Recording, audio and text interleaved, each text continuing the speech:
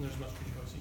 Hello, my name is Richard Lewis, and I'm a doctoral student here at the VUB, and looking at using postphenomenology to look at transhumanism.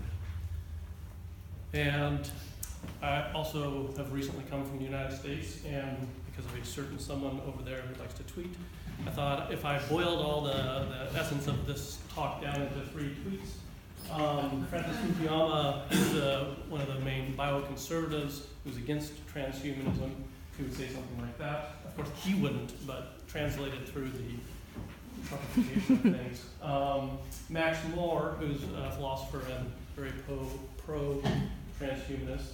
And then the final one, Don Idy, who has written several things and spoken about transhumanism and has issues about the techno-fantasies that are embedded in the transhumanist movement. And my talk is really using the post-phenomenological lens to hopefully to ground that transhuman discourse. So, 2001, United States National Science Foundation grant sponsored a get-together of, it became known as NVIC technologies, with nanotechnologies, biotechnologies, information technology, and cognitive science.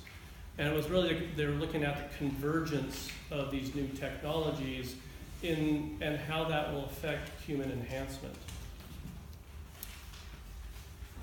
The transhumanists have really connected with this NVIC, and they're almost inseparable. The transhumanists, really their goal is to be in constant improvement. They are humanists with the addition of technology.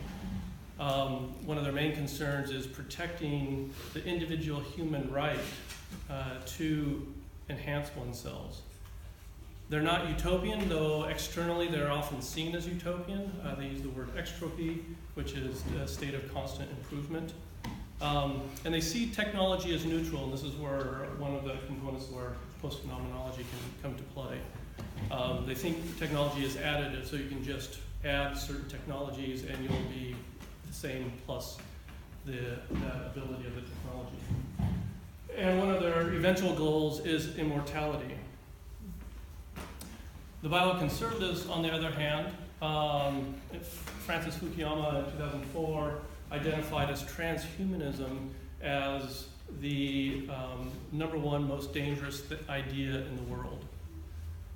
For the bioconservatives, they're really feeling that what transhumanism is doing is threatening a human essence, that by going through this advanced human enhancement that will actually lose something that's essentially human. They petition to get more international governance to regulate and keep control on this. And they have a very dystopic view of transhumanism. So the debate, it's really, the main debate comes from, instead of using these technologies just as treatment, it's really as it's moved into the enhancement, making the human more than what we are. And that causes the conflict. But both camps, if I can call them that, accept the NVIC convergence as a given.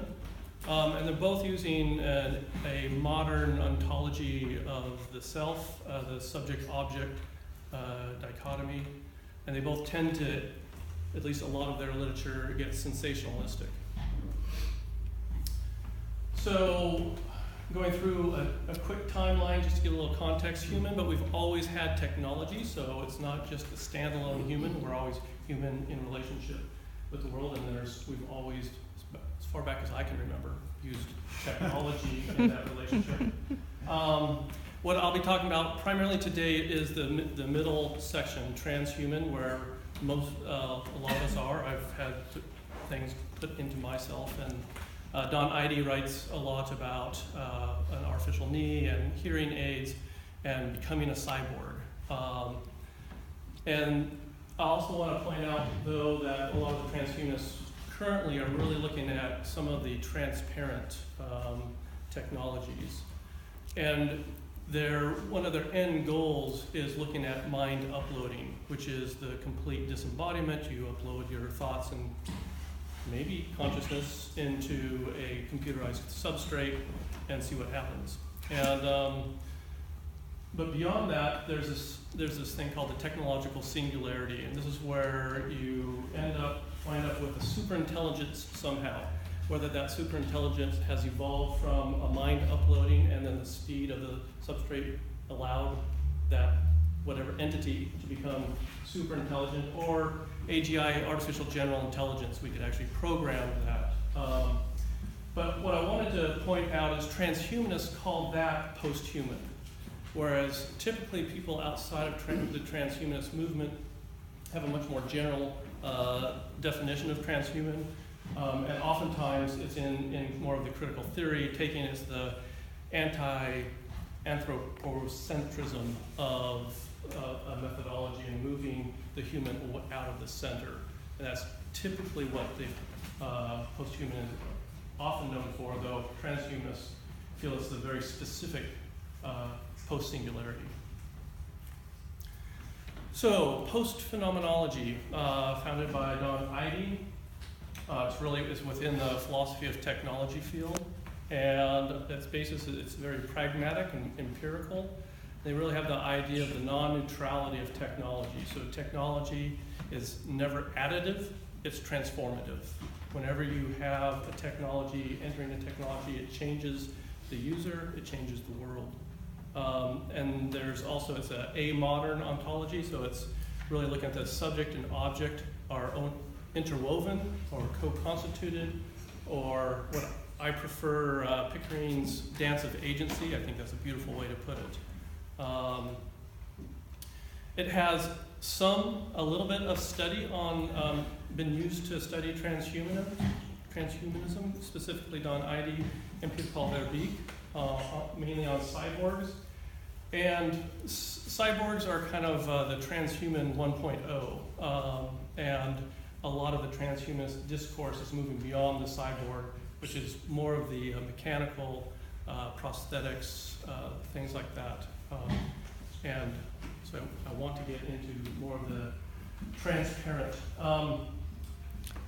So what can postphenomenology add to this discourse? First of all, I feel it can really help ground the discourse empirically.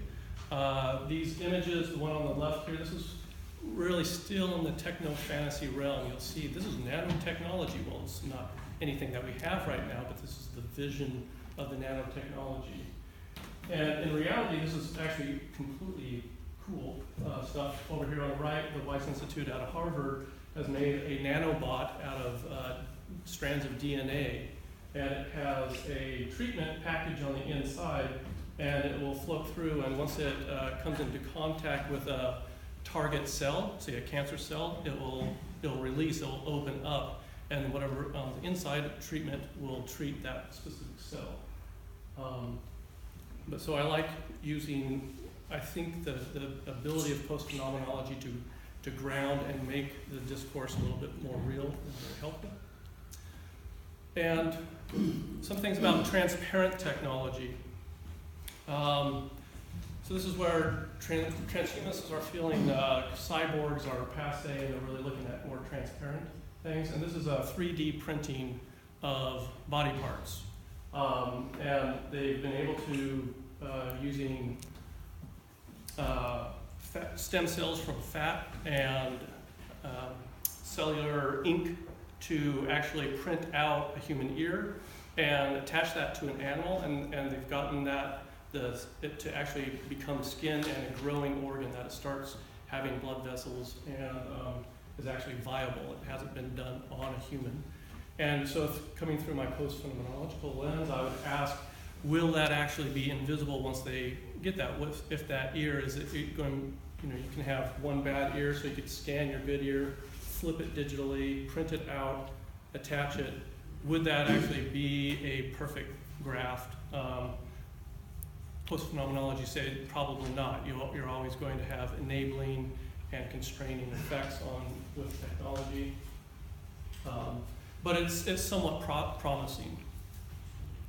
It's a little eerie. so it's always fun to show a picture. No, Eerie. it was bad. Never pass up a bad joke, even if you don't know you're seeing it. Other transparent technology is genetic engineering. And again, this is specifically from treatment to enhancement. And it gets involved with what's called liberal eugenics. So eugenics, instead of being a top-down from hierarchical organization, the transhumanists would advocate for the rights for individuals to decide to be able to manipulate their babies, their offspring, to have that choice. This creates all sorts of different questions. I think postphenomenology can give a start, but I think it also needs kind of the post-human critique. It needs a critical theory component as well. It's looking at who are all the actants in here. So commercial consumerism, where the individuals are given a choice, but commercial entities are giving those choices, what that might be. And it's interesting, in this particular debate, the transhumanists feel that this potentially could give rise to more diversity because you have diverse individuals who are doing this. Versus, I think from the post-humanist side, they're feeling that this will be kind of a normalization, potentially. And anyway, it's a pretty sensitive, interesting topic to investigate. And Kokelberg says enhancement's not just about individual existence, but societal as well. So what are the long-term effects? We're just not doing this one by one person, but we're going to have a larger societal effect because of this. Parents are going to they spend $50,000 to have this elective surgery to enhance their offspring. And then there's also the money issue and who can afford it and who can't.